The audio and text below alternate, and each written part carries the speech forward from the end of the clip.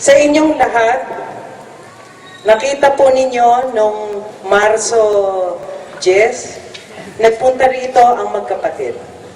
Marami sa inyo nakakita sa kanya, kasama si Taymar. Subalit nung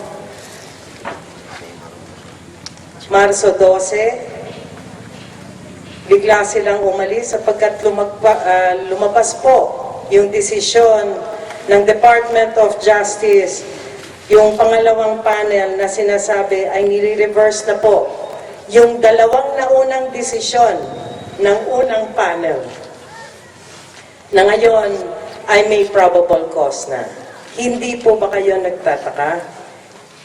It is so strange. It is so weird. Ang unang panel nagdesisyon, no probable cause, nag-motion for reconsideration ang kabila, at ang desisyon muli ay no probable cause. Ngayon nagtayo ng pangalawang panel.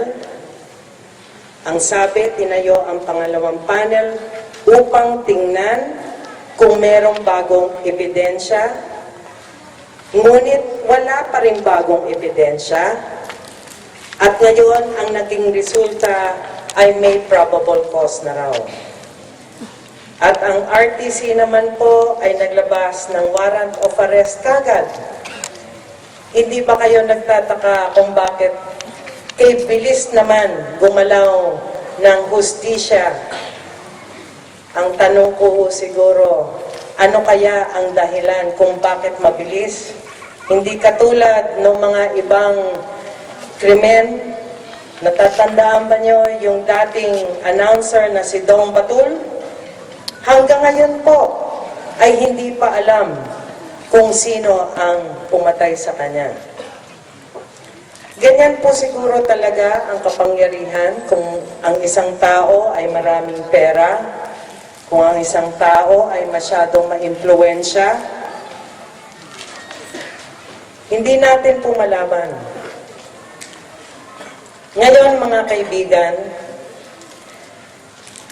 tatanungin ninyo ko nasaan yung dalawang magkapatid, bakit nila pinagtataguan daw ang hustisya. Mga kaibigan, hindi po sila nagtatago. Tandaan po ninyo, si Joel at saka si Marjo ay hindi nagtatago sapagkat gusto nilang pagtaguan ang hustisya, na ayaw nilang harapin ang hustisya. Nagtatago po sila sapagkat merong totoong threat sa buhay nilang dalawa. Hindi lamang po yan. Ang buhay ko po, ang buhay ng aking mga anak, ay may death threat na rin po. Kami po ay nanganganib na rin. Sa aming pananalita dito sa inyong harapan, ay alam ko nandyan ang aming mga katunggali na magsusumbong sa kanila maski na ngayong sandaling ito. Magbibigay na lang ako ng isang sitwasyon. Merong isang Facebook user na nag-post sa isang picture dun po sa aking Facebook account. Ang sabi, ganito ho talaga sila kasama. Ang sabi nung nagbabanta, kawawang mga anak ni JTR na pinakain ng pinagnakawan. Pinagnakawan sa bayan, pumatay para itago ang pinagnakawan. Dapat i-shoot to kill ang mga animal na yan. Kasama ang asawa niya, mga anak nila, mga walang kwentang tao yan. Sana lumaban sila sa pulis para barilin na lang sila sa noo. Matutuwa ang buong Palawan pag nawala na silang lahat sa mundo. Ganyan po ang mga kalaban namin. Papayagan ho ba natin na mamuno sa ating lalawigan, sa bayan ng Coron, ang mga ganitong tao? Hindi. Kaya nga po, mag-ingat po tayo. Tandaan po ninyong maigi. Tandaan po ninyong maigi ang mga taong yan. Huwag po ninyo ipagbili ang inyong mga karapatan. Kung bibigyan kayo ng pera, tanggapin po ninyo. Kasalanan sa Diyos kung hindi ninyo tanggapin ang pera na binibigay nila.